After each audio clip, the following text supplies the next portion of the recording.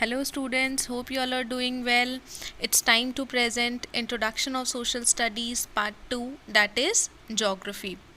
So today we are going to study chapter number 3, that is Motions of Earth. Our planet Earth has two types of movements, namely rotation and revolution.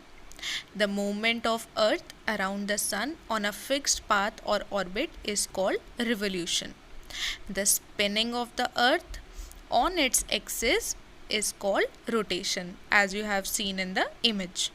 Now we will talk about what is rotation. Rotation is a movement of Earth causes day and night. The Earth spins on its axis from west to east. The axis of the Earth is an imaginary line which makes an angle of 66.5 degrees with its orbital plane. As you can see, rotation divides the Earth into a lighted half and a dark half. The circle that separates the dark part from the light part is known as circle of illumination. So we have a dark as a night and day as a light. So we will going to talk revolution. The second motion of the Earth around the Sun on its elliptical orbit is called revolution. The Earth completes one revolution in a period of 365 days and 6 hours. We considered a year consisting of 365 days only and ignore 6 hours. These remaining 6 hours every year are added to make one day. So one day is equal to 24 hours over a span of 4 years. This surplus day is added in the month of February. Thus, every fourth year, the month of February has 29 days instead of 28. Such a year in which the month of February comprises 29 days is known as leap year. So, a leap year comes once every 4 years. So, hope you all have cleared the concept of leap year. The year 2012 was a leap year followed by 2016. Students, find out when will the next leap year be. Give your answer in chat section. I am waiting for your answers. Leap year. Now we will talk about cycle of seasons. The inclination of Earth axis and the revolution on its orbit are together responsible for change of seasons throughout the year. So, the cycle of seasons. The summer solstice. On 21st June, the northern hemisphere is tilted towards the sun.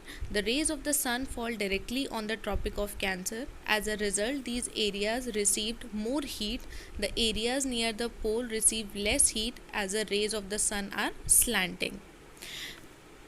The North Pole is inclined towards the sun, and the places beyond the Arctic Circle experience continuous day and night for about 6 months. There is summer season in the northern hemisphere and winter season in the southern hemisphere. Now, from Arctic Circle to the North Pole, whole area experiences sunshine for 24 hours. This is phenomena of midnight sun. For example, countries like Norway and Sweden, it is noticed. Whole area from the Antarctic Circle to the South Pole experience a darkness for 24 hours. The position of the year is called summer solstice. As you have shown in the figure, 21st June is summer solstice. Now we will talk about autumn equinox. What is autumn equinox? From summer solstice, the position of the Earth gradually moves on, and on 23rd September, it reaches the position of autumn equinox.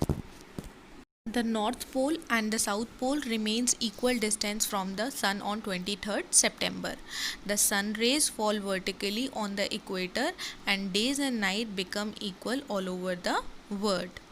The period in northern hemisphere is called autumn season and southern hemisphere is called spring season, as you have shown in the image. Now we will talk about winter solstice. From autumn equinox, the earth gradually moves and it reaches the position of winter solstice on 22nd of December.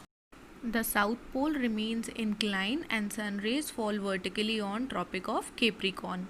The days became shorter and night as longest in northern hemisphere and vice versa in southern hemisphere.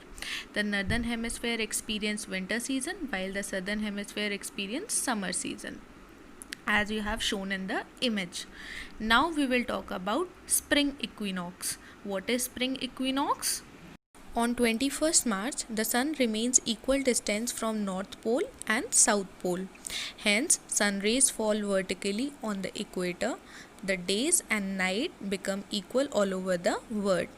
This period in the northern hemisphere is called spring equinox and southern hemisphere autumn equinox. If Earth did not revolve around the sun on its inclined axis, there would be no seasons. Because of the inclination of the earth axis, each pole tilt towards the sun. It explains that each hemisphere has different seasons in a period of 1 year. Thus, there are changes in the duration of days and night. And there are changes in the seasons because of the rotation and revolution of the earth respectively. So hope students you all have liked this lesson. Thank you my dear students.